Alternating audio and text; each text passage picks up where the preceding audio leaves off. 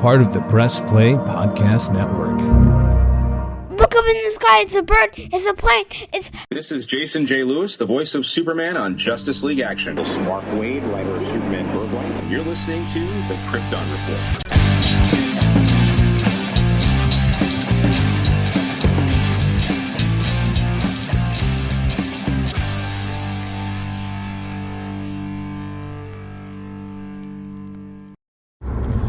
Happy Halloween, Krypton reporters.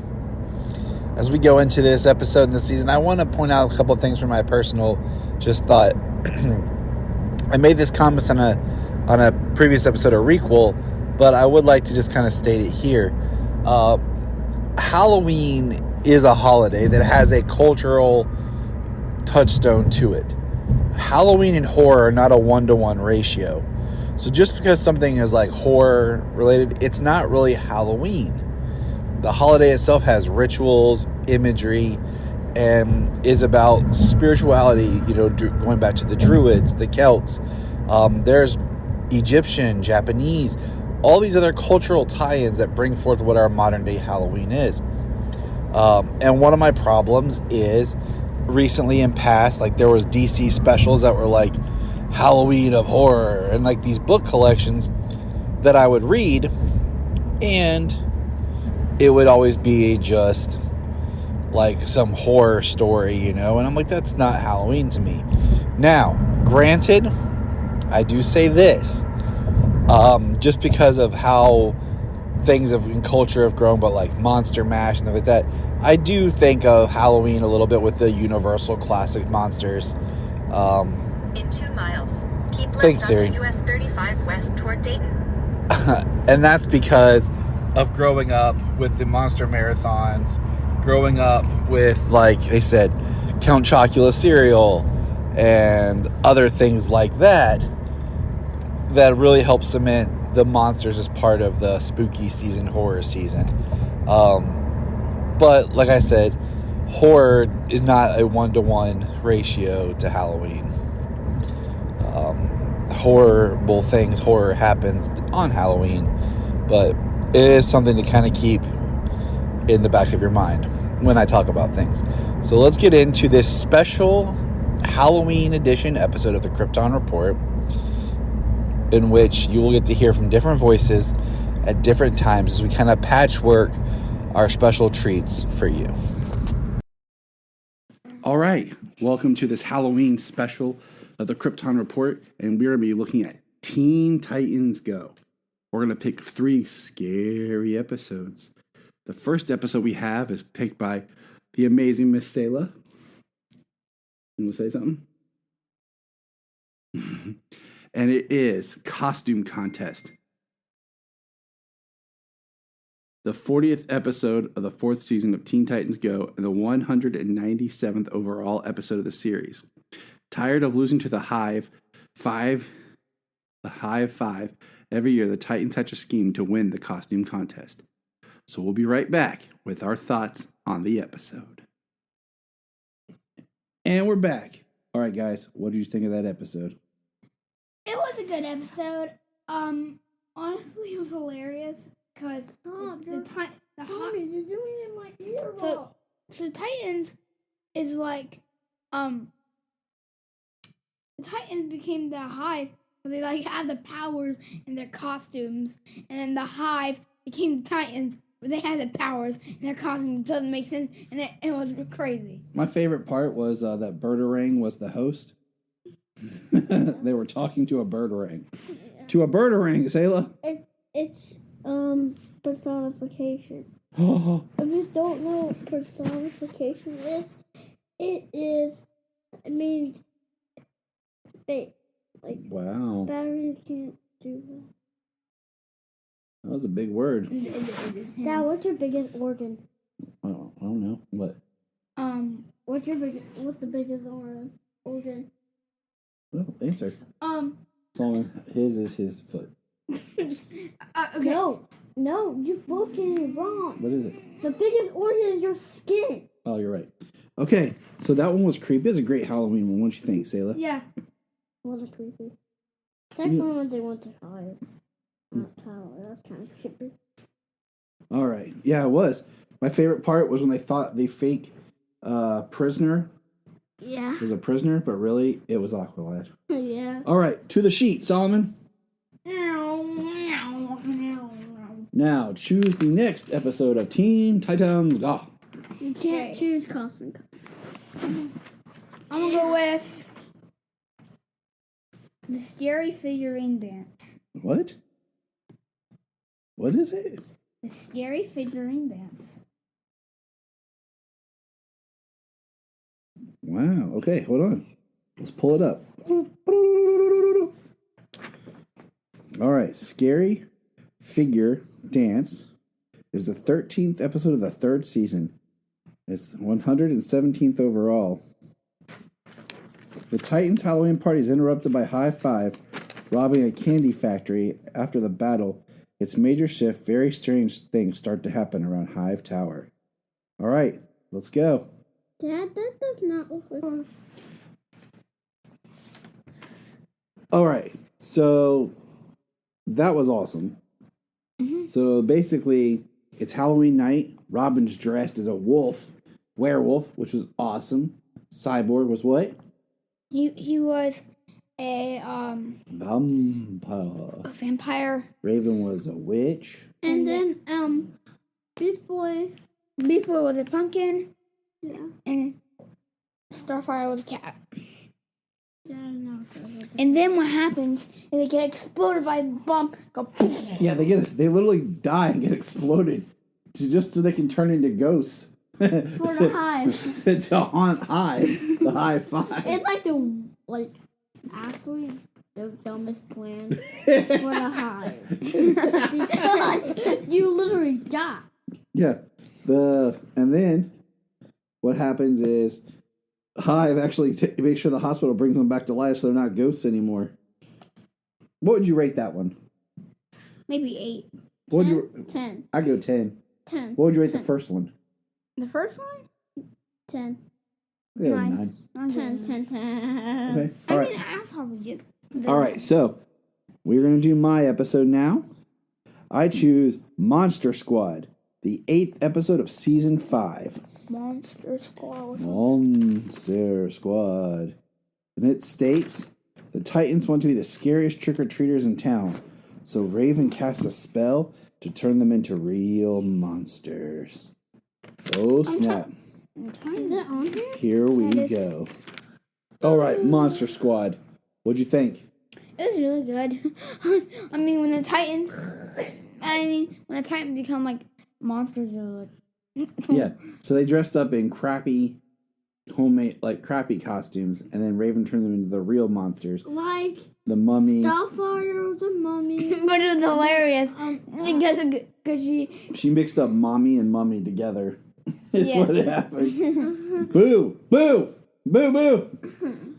And then Robin was Dracula. Cyborg was Frankenstein. Beast Boy No, was actually, hold on. No, It's- he was Frankenstein. But what did he call himself, Sayla? Carl. Carl. And then Beast Boy was a wolf. And then Raven was the invisible lady. girl. They're like, that's not scary. Then she punches them all, and they're like, okay, that's scary. I like when Beast Boy was doing they were doing their scary song, and he was like, that's werewolf poo. I poop right there. And Red Riding Hood stepped in it. And then Starfire farted. I like, my love for the classic monsters. What? So I like this one. But does not mean Bobby's favorite. What? Oh, I know. No creature from the. Black Lagoon. No Gill Man for you guys in that one. Gilman! Why? Why could Beast Boy be Gilman? So, what would you rate that one, kids? His name was Creature Back Lagoon. His name is Creature Back. What would you rate that one? I rate 10. that one a 10. Yeah, it's 10. a 10. All right. Well, happy Halloween from us. And we went to trick or treating today, and my costume was Michelangelo. I also want to know, you guys, we will do some more Teen Titans shows. I mean, like Coming up. stuff like that. Okay, Solomon. And What was your Halloween costume? my Halloween costume was the Blue Beetle. Blue Beetle. All right. Happy Halloween. Happy Halloween!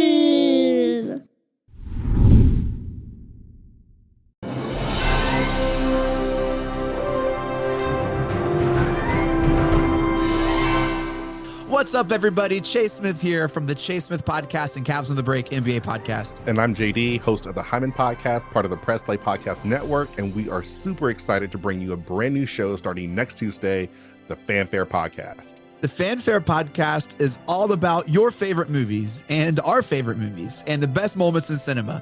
To help guide our discussion, each episode will feature one classic, and we will grade this movie using a report card-like scale A through F. We're going to be grading categories like acting, directing, cinematography, the score, and even the movie poster itself. And when we're not featuring a movie report card, we'll be sharing our movie rankings, franchise deep dives, actor and director interviews, and everything in between. Movies have been a major part of our lives, and we cannot wait to share our thoughts with you. Our premiere episode will drop Tuesday, June 27th, and JD and I will be reviewing Raiders of the Lost Ark in preparation of the release of Indiana Jones and the Dial of Destiny on June 30th, the fifth installment of the franchise. Join us on the Fanfare Podcast, available on Apple Podcasts or wherever you listen to your podcast. Hello, Brooks here with the Books with Brooks monthly book club podcast. Here's how Books with Brooks works. We read one book a month, and then we talk about it. Classics like Stephen King's The Shining, debut novels like We Are the Brennans by Tracy Lang, and tons of other compelling, life-changing stories, one book and 1 month at a time. So come read along with us, and then listen in. Here at Krypton Report, we believe in the power of podcasting, the power of speaking your voice and speaking something that comes from you. So here's a couple of podcasts you can check out with people sharing their voice. I am Brian Peters, the creator and host of Gravely Amusing. For the past 30 years, I've studied the history of gods and monsters in pop culture and our world. As a student of theology and history, I've tried to understand evil and its impact on us. As a writer, I've tried to share this knowledge. As a comedian, I've tried to make people laugh as I do it. But as a man-child, I'm still that scared 7-year-old boy. Join me as I share the history of horror and sci-fi, discuss classic and modern pop culture, and share a creepy story or two.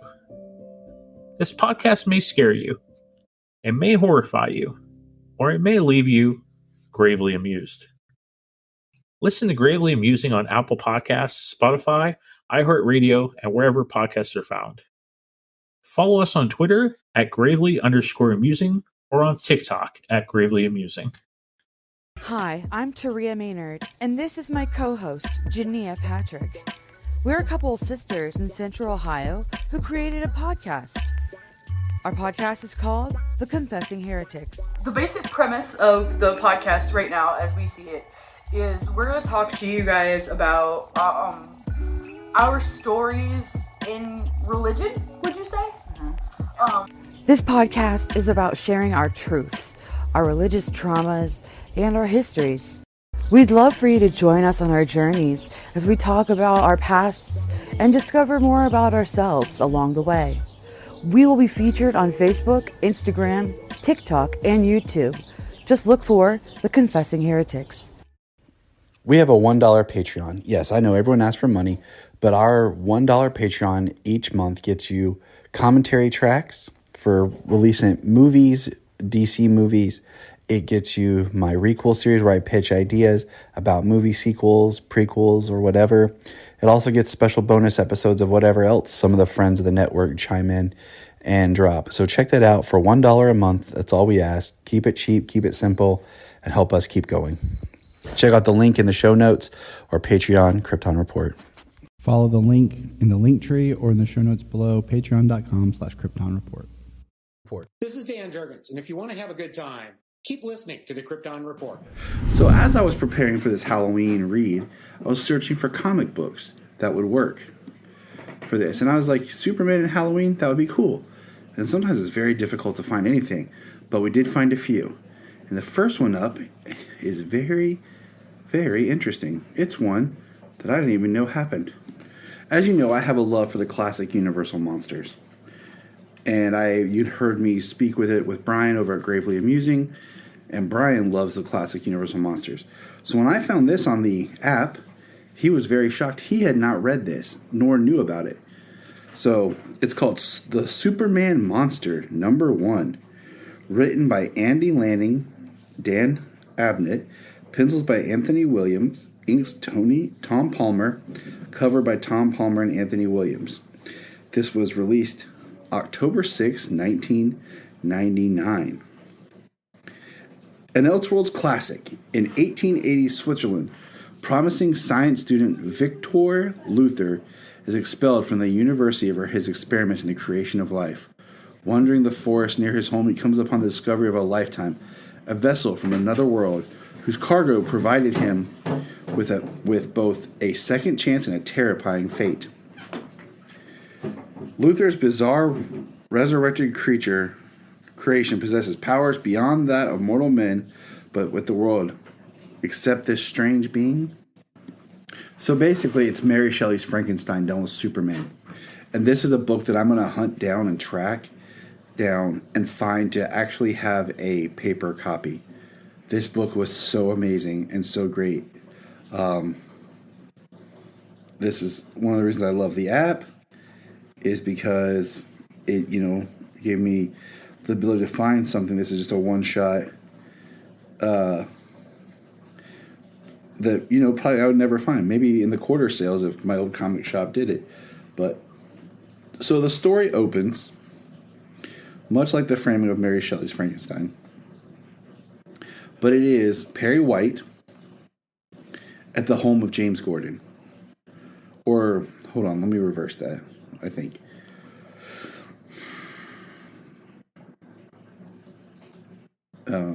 No, it's James Gordon and Perry White, in the Iceberg Lounge, talking as old friends. And he begins telling the story, Perry does, of Victor Luther. Victor Luther, we learn, is expelled from the university. He doesn't want to marry the woman that loves him, Eloise. He only wants her dowry. And the father sees through that and will not let him marry her. So he does find the rocket that lands, and inside is the dead baby Kal-El. But Jor-El appears in a way and basically teaches Luthor and remakes basically a matrix chamber. He does use some body parts from other people. He kills the grave robber. He talks about following the revival matrix and basically brings together It Lives, its monster. It comes out in an all-black Superman suit. It has the shield and everything. Saves him. The fire doesn't hurt him, but of course, Luthor turns on the monster. And the monster goes through the same kind of machinations as the story. He saves some people. Eloise sees him, realizes something's good inside him. He escapes and finds, instead of the blind old man, he finds the Kants. The Kants, Johann and Martha, who just recently lost their son Klaus. He saves Johann from a bear attack, and the man takes him in and begins to teach him, feed him, and you see the transformation from the horrible monster he once was to something good. And they name him Klaus after their son. And he works on the farm until he's discovered by Luthor, who is raised a mob and arrives with a green crystal that he got. Of course he does. Shooting Johann, killing Johann, and then Martha alive, burns her alive. While Klaus, tries to save them, it's too late because of the kryptonite. During Luthor's betrothal, Klaus, Clark, Superman, the monster, arrives, and Luthor begins shooting him. A bullet bounces off, killing Eloise. Luthor's best friend, his name is, James Olafson.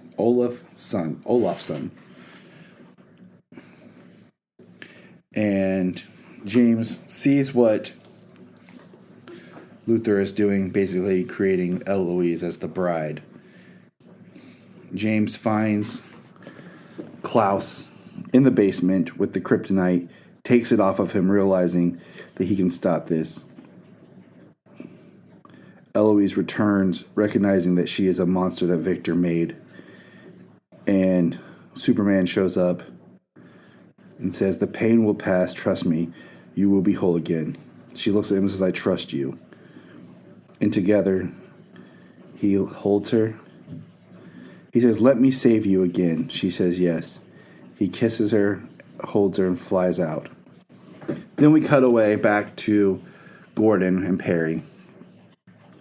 And they're talking about how they discovered Luther in the ice going crazy, and this is how the story was told to Perry.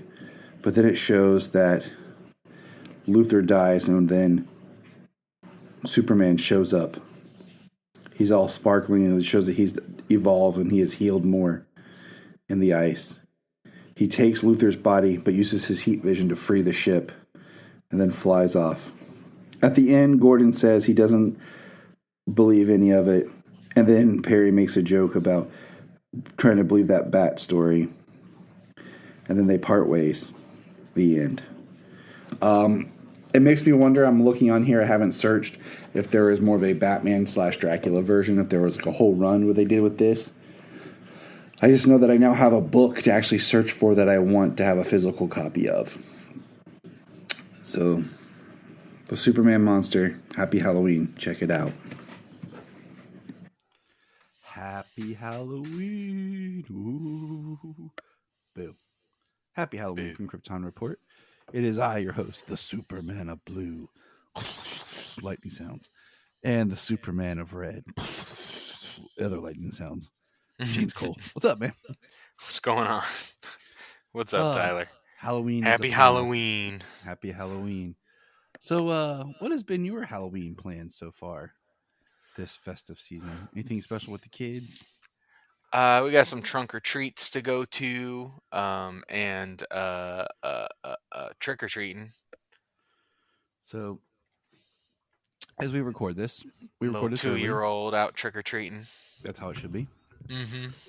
We record this early to have the two wonderful people on the great Samhain night, and so today officially kicked off what I'm calling Halloween week.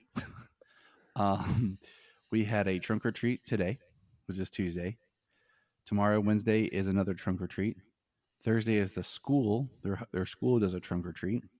Oh, wow. Friday, we're going to do, I think, just activities at the house. We don't have anything at the moment. Saturday, we are going to the comic book store's Halloween festivities. And then we're going to see Nightmare Before Christmas in theaters at our local theater that's I work with. Sunday is Boo at the Zoo in the morning, and then my in-laws do a haunted trail for the kids in the woods in their house. So we're doing that Sunday night. Then Monday we're going to do some activities and pumpkin carving.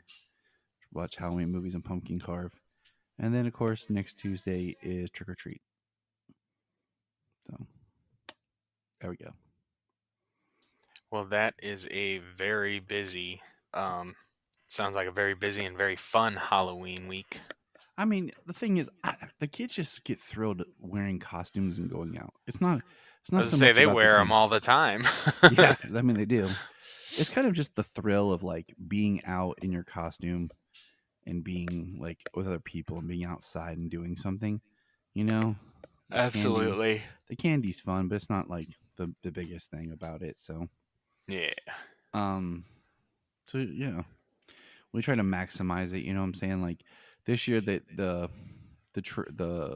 vocational school that's like 2 miles from the house was doing a trunk or treat, because usually we do downtown Circleville business trick or treat, but we decided to not do it this year for reasons, and did that trunk or treat instead. So it was cool. It also gives the kids like the opportunity if they want to wear different costumes and save their main costumes, but the kids tonight wore their main costumes. So, but I think Sayla's going to change up her mask for tomorrow night. Cool. We also went hunting for the McDonald's pails. Oh yeah. All we can find is a dang mummy. We pulled up to one, And I asked her, and she said, "Oh, we only have 2 of them." I said, "Cool. Well, I'm ordering 3 Happy Meals." I originally was going to order, because I wanted to get 3 pails. I was like, "Can we have a different one?" She said, "Sure." We pulled around. We all 3 got the Mummy. I went today to get one just to see if I could get something to give the kids. That blasted Mummy again. Dang. I know. I think I know a McDonald's that has the purple witch or purple vampire. I'm going to try. But yeah, good luck. The least one that I wanted is the one I get. And they're cool, but they also kind of suck too because, like, in our day, they had a lid. These Right. don't have a lid. So, just an open pail, huh? Yeah. But we got some stuff to talk about tonight. Yeah. So Halloween stuff. DC every year puts out like a horror book, Halloween-esque thing. And in years past, there's been ones that I've read that I'm like, I didn't like because they were just like horror stories, not Halloween stories. And this year's was not bad. It was a little bit of both. Yeah. So we're going to review that. And then we're going to talk about the Silver Banshee and Superman special that I discovered last year that literally is a Superman story that takes place on Halloween night. Yes, sir. This is the stuff that I love the app for. Stuff that's it's small that people don't really remember or bring back up that you discover because of the app. Right. Yeah, that access, So this is a book that I'm probably going to start trying to see if I can find in conventions and stuff. So let's begin with the more recent Ghouls book. Ghouls. Say like Adam Driver. From DC Ghouls just want to have fun. That movie that he did that was weird and not that great, that had an amazing cast. I'm talking about Ghouls. But Ghouls just want to have fun, or otherwise known as James's stories. I do want to have fun. He does. I can't wait to having the app in like this year, and then reading the Christmas specials because that's going to be fun. But I'm getting it to load. It's being a butt munch because I hate that it like doesn't like, no, I don't want to resume my issue. I want to start over. Like, like there's no like start over button. You know what I'm saying? Like, right.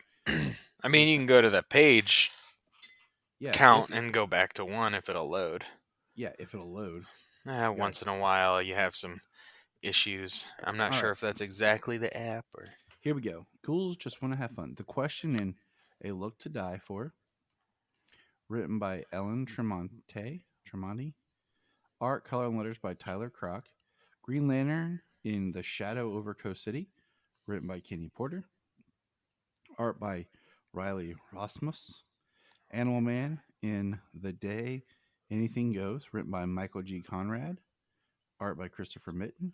Nightwing in The Dark Bite, written by Christopher Sean and Linnea. Art by Dexter Soy. Superman in The Spoils, written by Greg Burnham. Color and art by Javier Rodriguez. Robot Man and Not Fade Away by Alex Galler. Crush and Lobo and Happy Hallow Loboween, written by Adam F. Goldberg and Hans Rodenoff. Art by Danny Earls. Man-Bat In and Out of the Shadows, written by John Arcodia. Art by Sean McManus. All right. I also want to point out, those awesome covers for Halloween where like it looks like the DCs are kids in costumes? Or maybe DC has officially put those on shirts to sell. And I'm like, how are you going to do that days before Halloween? Oh, yeah, because their shipping takes forever. Yeah. I ordered some stuff. I got it a month later. So if I bought the shirts, like they went on sale yesterday. If I bought them yesterday, I'd be lucky if I got it before Halloween. Yeah. I might buy it and have it for next year. Right. Well, this one time I bought some shirts.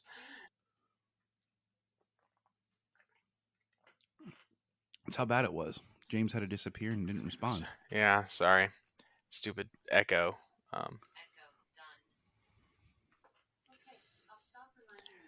All right.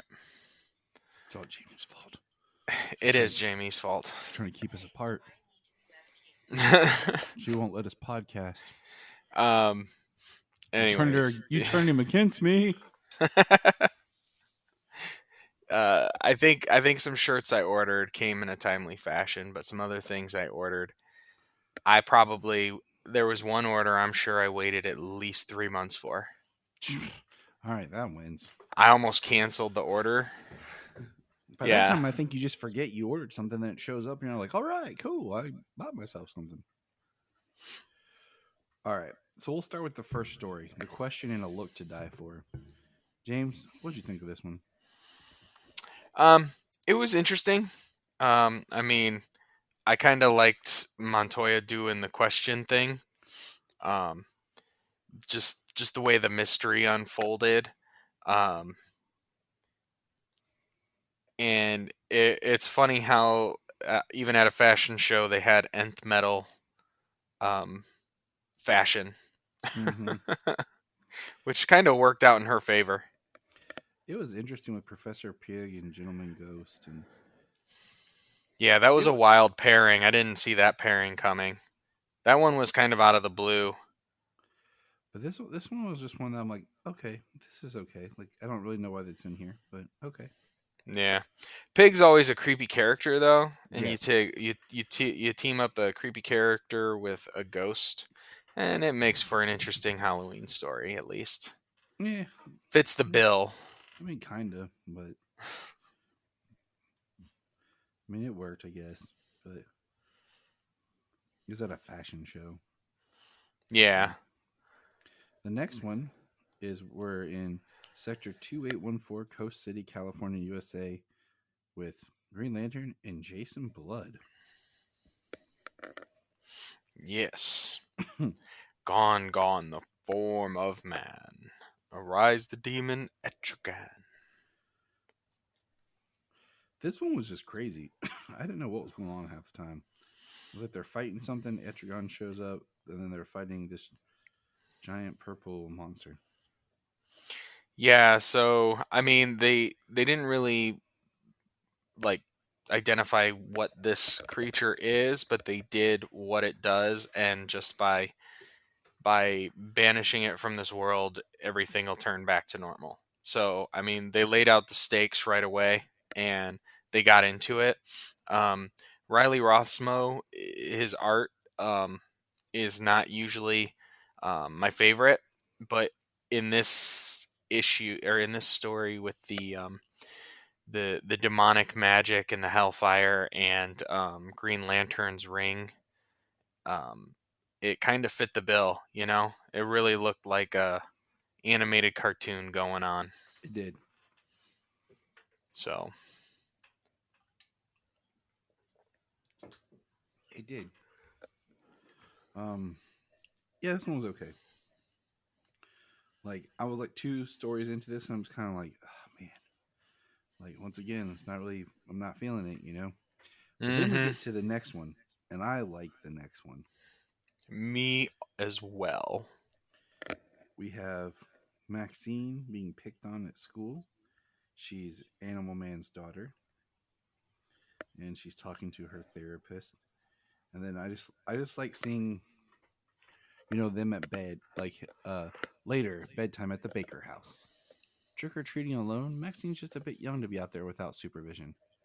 That's the thing. I'll be out there too. I can keep an eye on her. And my favorite line is when they're talking and he says, she's a good kid, but sure, even tonight she went right to bed, no issues. Our little girl's going up. She's smart and capable, just like her mom. And then she says, you know, for a vegan, you're the cheesiest person I know, Buddy Baker. Yeah, that was a cute line in the issue. You know, and I just like that The 6:37 p.m. the following day, Halloween. They're actually trick or treating. You see kids dressed up, and she's dressed up as a cat, and he's going out, and he says, "As you wish." You know. Yep. We see him using his animal spirits. Yep, wearing his Animal Man costume. I like I like it. It's been a minute. I got to cut back on the carbs. It suits a little tighter than he remembers. I will admit, like I know of Animal Man and like the red. If you watch Titans, you'll get tired of hearing the red in one episode of Titans. But I've never really read an Animal Man comic or gotten into any Animal Man stuff. So there's that. Right. But I like, they see some kids and they're like, "Run, it's her, it's the witch." And he's like, he's looking and he's watching them. And then he sees one of the kids is getting bullied. And then they were gonna egg and TP a house. No, sorry, it says the previous evening. I missed that. And it's Yeah. on Devil's Night. The night you should watch The Crow. Anyways, and we've seen that there she is. She's out there, and she has all of her animal spirits, but they all look like dead zombies. Raccoons, rabbits. And she goes, "Thanks. I'm Bobby. I'm Maxine, but sometimes I go by Animal Girl."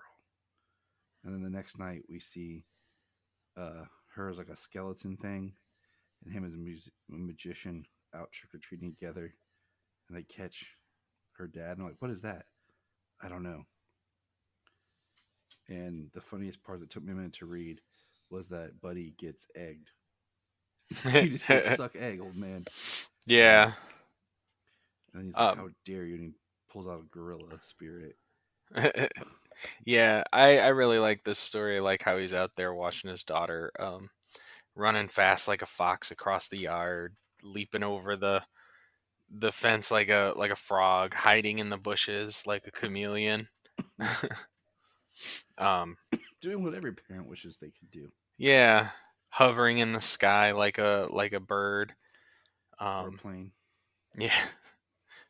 But I like that he's just watching over his daughter, but like she can handle things, like people weren't even messing with her. She made a friend, and yeah, I love he gets egged, and then he roars at him, and they all run away. It's great. Yeah, that was a good story. Really picked up there in this issue for me. Yeah, like this is the one where I was like, okay, that's a Halloween story, They're out trick or treating, things happen. Like I was okay. I'm cool with that. Not just hey, we're gonna be like a horror story, So I was good. I was happy now. Yeah.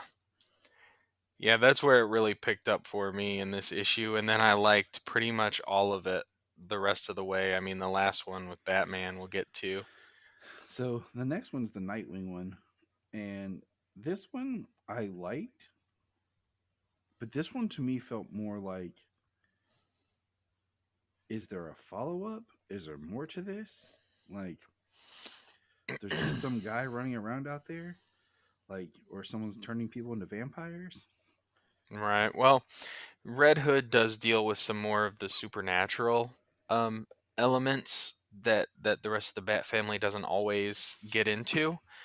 He was in the I think the Task Force Z books. So I think he's kind of more, in that monster realm in per the Bat family. That's cool. Yeah, I'm behind on like all my extensive Bat family books. But I like seeing Nightwing and Red Hood together because he hits him with a dart that says demon. Nope, shoots a vampire dart. Werewolf dart. Everything he can at him. Yeah, some sort of at least like monster tranquilizer, tranquilize or um, transform them back from their monster state. You know, out of everyone who's done like the drawing, I think Jason Todd's difficult to draw. I'm glad he's back to wearing like the helmet as the Red Hood. Yeah, that I'm not sure of. Last Red Hood issue I wore, he had the hood and the scorpion mask on. Yeah, I don't like that. I like the helmet. I think my favorite artist to do Jason Todd was Fabok in Three Jokers because he just found a way to make Jason his own person to where I didn't spend half the time thinking he looked like somebody else. Yeah, like a kind of a clone of Dick. Dick clone, yes. Yeah. Jameson was all about those. Well, when you gotta clone it, you gotta clone it. Yeah. Superman in the spoils. Yeah, I like this one. This was cool. Yeah, I like this one too. It was interesting. It almost seemed like he was being like lured. Yeah. Like the ghost was expecting him, and like, so did people come and die by the ghost's hands before Superman arrived? At different Halloweens past. Maybe. It was curious, yeah. I like the art. It's in that like. I don't want to diminish the art by Javier here, but it's very much in a similar wheelhouse to like a Darwin Cook, Cliff Cho? Yeah. That's what I was thinking, like a New Frontier look. Yeah, I love it. I'm not trying to diminish his work, but I really like it. Yeah, I liked it as well. He shows up at this old abandoned prison. Talks about he's on the phone with Lois in his ear, and talking to her about the warden being this philanthropist, and good dude. Yeah, this like humanitarian almost. And then Superman gets attacked by this demonic monster, lots of faces and stuff like in its arms and everything. But the monster realizes, and you get a inner monologue from the monster, and he lures Superman to where he to his trophy room, where he has trophies from all the people he killed in the prison, being the warden, this philanthropist. Skulls and their pulled teeth. There's pictures of him like holding their heads. He got hair samples. I only pray that by revealing my offenses, you and your families will have closure, and at last your weary souls can possibly pass. So we see the monster, like all the souls leave it and just leave the warden. And like in the last page, Clark Kent looks very much like Dick Tracy. Yeah. And he still sees the spirit of the warden who looks like Alfred Hitchcock. Yeah. My victim souls have moved on by exposing myself and my crimes. I hoped I'd be allowed to pass on too, yet I am still here. There's no liberation for a soul as despicable as mine. It would seem I'm cursed to haunt these halls forever. Yeah, it was interesting, let all the victims, even though they were prisoners, they were all murdered, and by a serial killer, and his ghost is the only one left to roam the halls of the prison. He's no longer tormented by all those he killed. The next one is Not Fade Away with Robot Man from the Doom Patrol. Excuse me. Yeah. What did you think of this one? I actually thought this one was interesting. It all read in like Brendan Fraser's voice. Right? Like, Jesus, Kate. Yep. Yeah, it was really interesting though. Like, I love how he snapped a picture with his phone. So he's like, "You're not real. Like, I can prove it's not real." um, but all the ghosts of people who were in the Doom Patrol and people he's worked with, haunting him. Cliff Steele, Kate Godwin, Dorothy Spinner, Joshua Clay, Misu Kwan, Scott Fisher, Shailene Lau, Wayne Hawkins, Theodore Bruder. Um, just a bunch of ghosts haunting him. Yeah. I love that Constantine shows up at the end and he says, "It's Tyne, mate, not teen." So Constantine, it is. That's funny. Janine and I just dropped on our Patreon. We watched Constantine with Keanu Reeves, which I made very explicitly clear that that's Constantine. Yes. Constantine is when it's British. Right. Yeah. It was really good though. This is Go Away, because he's asking Constantine's help to help him get rid of the ghosts, the spirits that are haunting him. He says, they ain't ever going away. Some things you just got to learn to live with. It ain't easy, but it does get better. I swear it. And then I like how you saw people like dressed up as the Doom Patrol, like around. Yeah.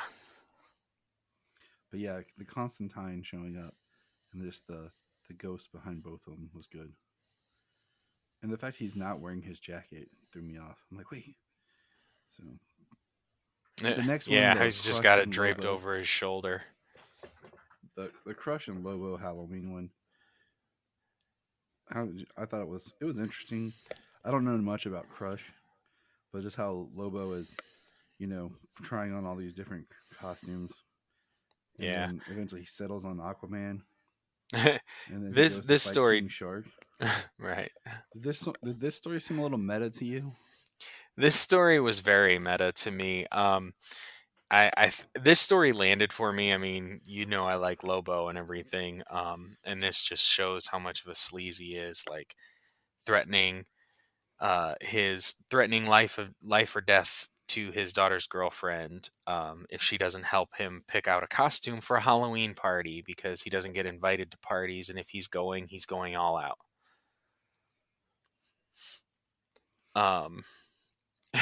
So, I mean, Crush is still a pretty new character. I mean, she's just Lobo's child, and the interesting thing really about her is she's still alive. Lobo has killed any spawn, any regenerations of himself.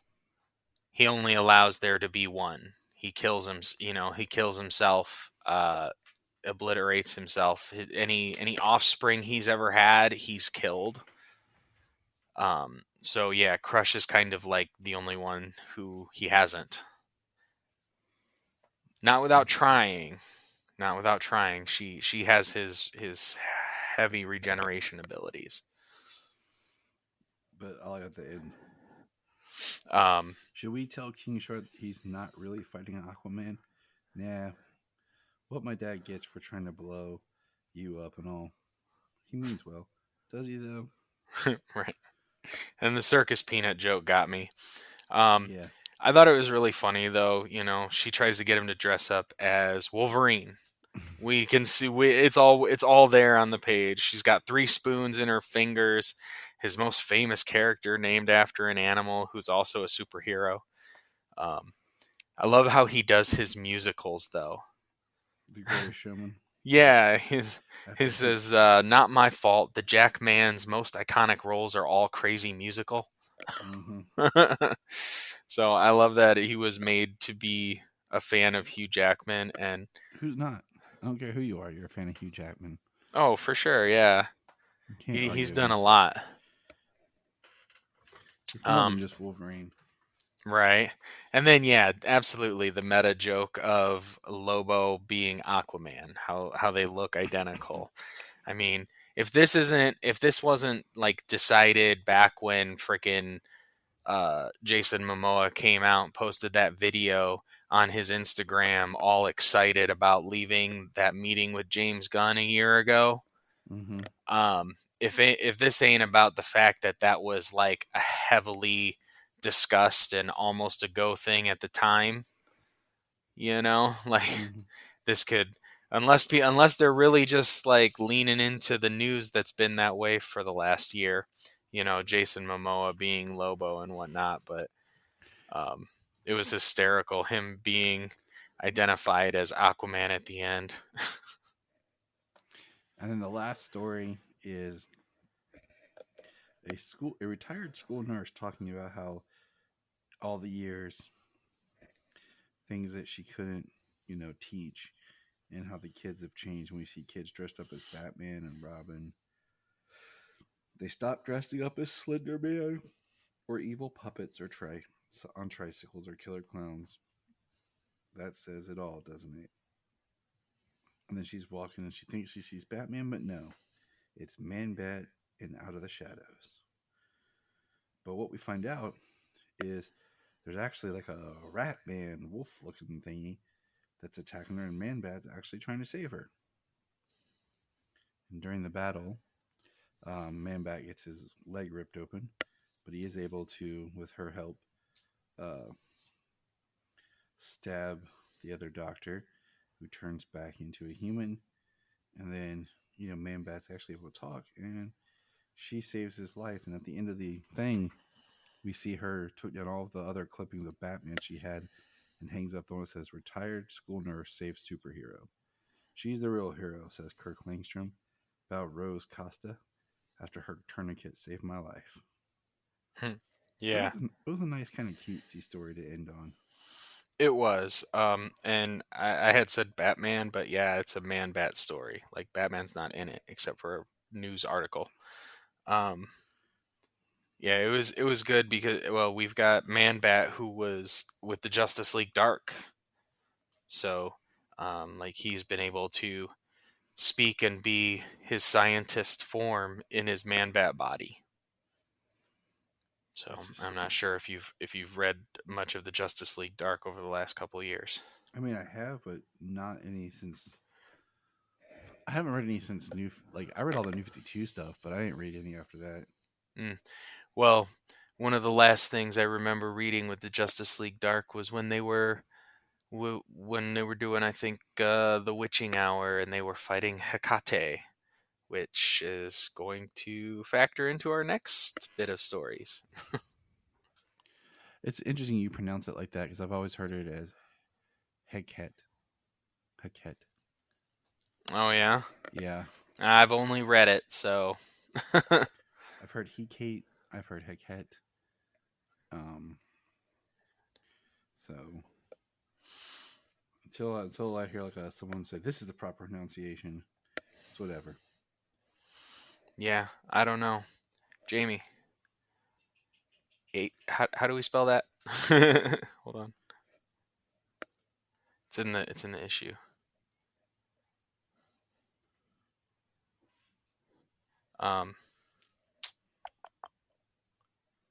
Hecate. Mm-hmm. Hecate.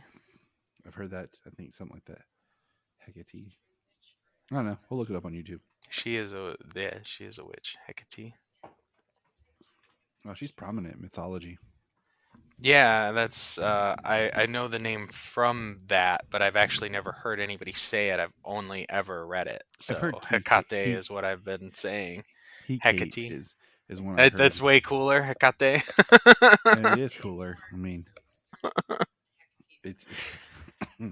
I was reading Justice League Dark and Wonder Woman was present, so maybe like the I don't know, the Mediterranean ishness of like the Greek and everything. Kind of that's what it just that's how I read it and that's how it came out. So we are talking about Superman Silver Banshee #1. The Superman villainess known as the Silver Banshee takes center stage in a surprising 2-issue miniseries. The Banshee has the chance she wanted for centuries, the opportunity to be freed from her cursed ghostly existence. But the one person who can help her gain her freedom is part of a band of thieves marked for death by the Banshee's mistress, the sorcerer Hecate. Hecate. And when Superman and Lois Lane get involved, things get awfully complicated.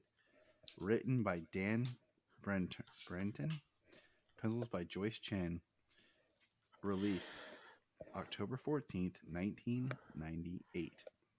Now, I discovered this book last year, searching for something, and it was like in November or something.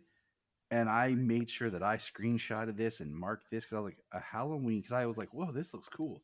And the first page is Clark Kent sitting at his desk. This says Halloween in Metropolis. And there's a pumpkin jack-o'-lantern sitting on his desk.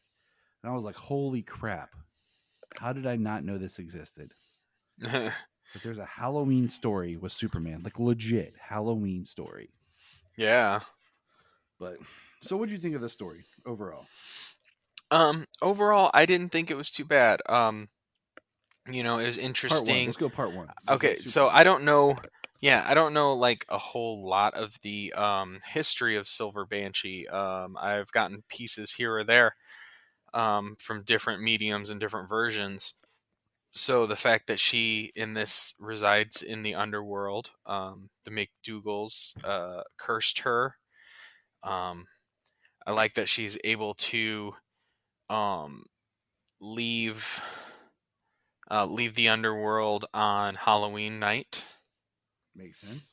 Right, makes sense. And is sent out to protect the only person who can free her of her curse, so she can leave the underworld. And then I saw Hecate show up, and I was like, oh, that's cool, because the only time I had read about this character is in the more recent Justice League Dark. So it's interesting to see her in an earlier works in DC. Mm-hmm. It's always good to see recurring characters like that. Yeah, when you forget, ones you don't know that much about. Yeah, when you forget, like, oh, this character's popped up before. Mm-hmm. And you're like, oh, snap, it did. How she traps Silver Banshee. She tricks Lois into coming there. And I love the art and the colors. Hecate looks crazily weird. It looks like she's about to turn into like a gargoyle or like a villain from Dungeons and Dragons. Yeah. I mean, she's definitely wearing a James approved outfit. I do think it's interesting when we see Superman, Clark, when he finds the dead corpse that tricked Lois, and he's like, if you look at him in the middle panel, he's undoing his shirt, and it looks like he's wearing a black with a red S suit. But then when we find him, he shows up to fight the Werepanther guy. It's classic Superman. But he finds the woman, the Banshee's there. She's talking to. Yeah, so this is Lacey McElwain, who is supposed to be like the last remaining McDougal. Yeah. And she was part of these thieves. They called themselves the Trick-or-Treaters. And they all wore masks. Very Halloween themed. Yeah. And as they were stealing this Scottish pendant, and that's kind of how this all ties together. And Hecate turns them into like animal creatures, and her right hand person turns into that werepanther, which is really cool. One of the things I really liked in the Hellboy reboot was the were leopard, the were jaguar. Yeah, I thought that was an awesome character, an awesome beast. Then we get Superman versus magic for a second. I mean, and Silver Banshee trying to protect Lacey as the monsters bust in, track them down and bust in.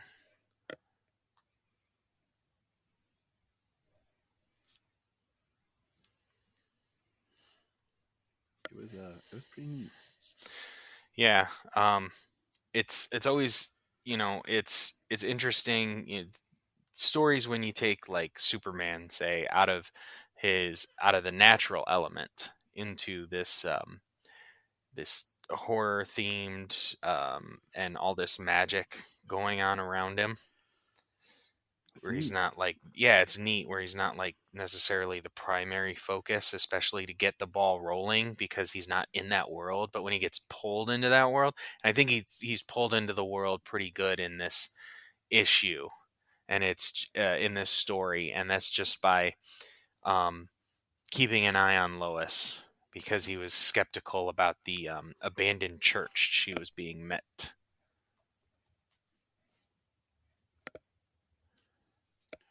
I think what I like is, I like how we get this story, but the Silver Banshee is really not the villain.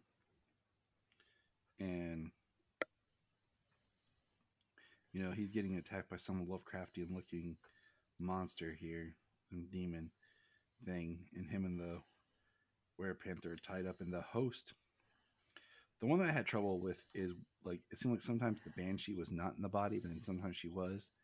And she's able to leave and be freed. But the girl had to die. And then basically what would you say, creates a new Silver Banshee because she bonds with her, and they decide to stay on this plane together. Yeah, it's like she bonds with her to like protect her, because like she like Silver Banshee can't really be hurt, but with through the magic they're able to hurt Lacey, as it were.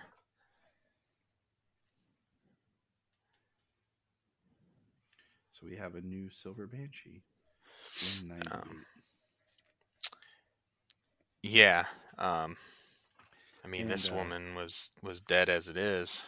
Yeah, and Silver Banshee, they said she was able to bring her back. And then at the end, you have the Banshee. She sees the Banshee, though, like a spirit that's with her. Yeah, I wonder if she, like, after this, if she would be changing into the Banshee at some point. You know what I mean? Right. I like how it we says, got the interesting thing we got in the second one is Superman is being overpowered. He's under control of this demon, and he can't do anything to stop it. And since we were just focusing on the first issue, like now that we're really in the second one too, like the one thing I didn't know about Silver Banshee was that she has to know the name of the person to scream and kill him. That's what I thought was interesting. Yeah, so that was a curious thing, because I do know that her scream is very deadly and she can kill people with it.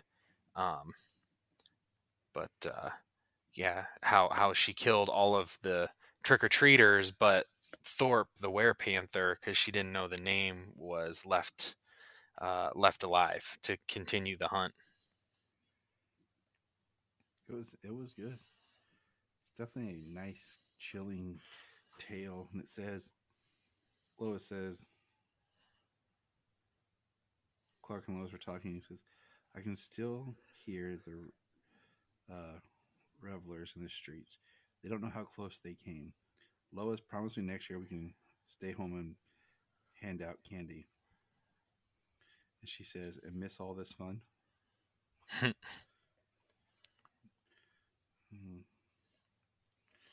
So. She thinks what happened was stupid. She said, I know, stupidity. I should have listened to you back at the party.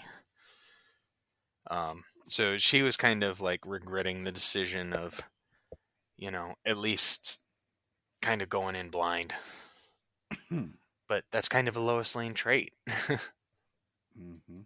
You know, story comes first, and she'll consider her safety second.